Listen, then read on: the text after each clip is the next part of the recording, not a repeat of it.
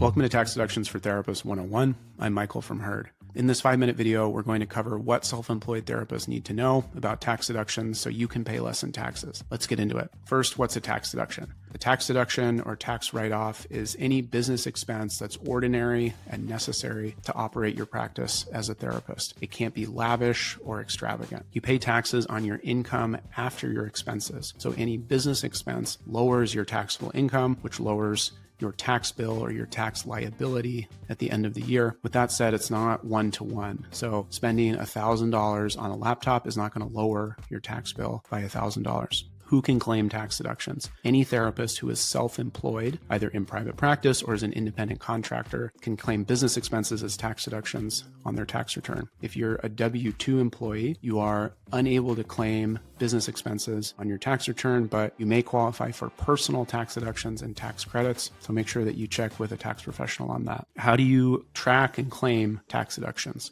Bookkeeping is the best way to do this. You can use a simple spreadsheet or software like Herd. The best practice here is to have separate bank accounts. You don't need a business bank account. You just need a separate checking account. Make sure that your income is going into that account and then your expenses are coming out of that account. Your CPA or accountant will thank you at the end of the year when they go to file your tax return. How do you claim tax deductions? When you file your tax return at the end of the year, you're going to file what's called a Form 1040, which is a personal tax return. You'll also file what's called a Schedule C, and on that Schedule C, you'll report your self-employment income and expenses. Let's talk about some common tax deductions for therapists. Advertising and marketing is a big one. If you pay a website designer, write it off. If you pay for Psychology Today, write it off. Any costs associated with advertising or marketing your practice, business expense. Business meals. This one is a little bit nuanced. It's 50% tax deductible.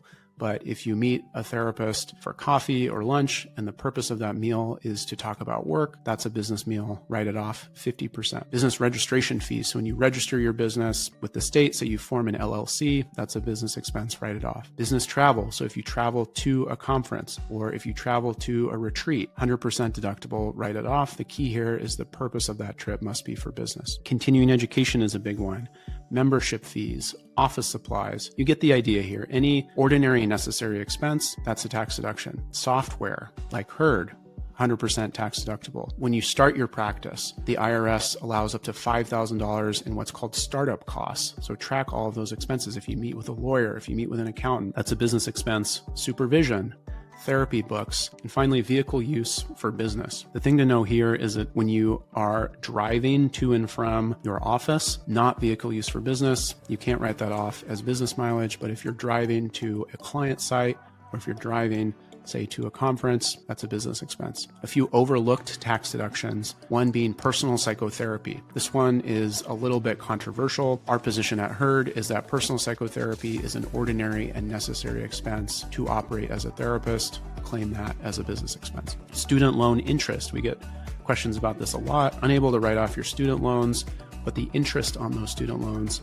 you can claim and write it off. And finally, credit card processing fees. So if you use Stripe or you bill through your EHR, you'll notice that your deposits don't equal what the billings are. That's because they take credit card processing fees. At the end of the year, you'll get what's called a 1099-K on that form.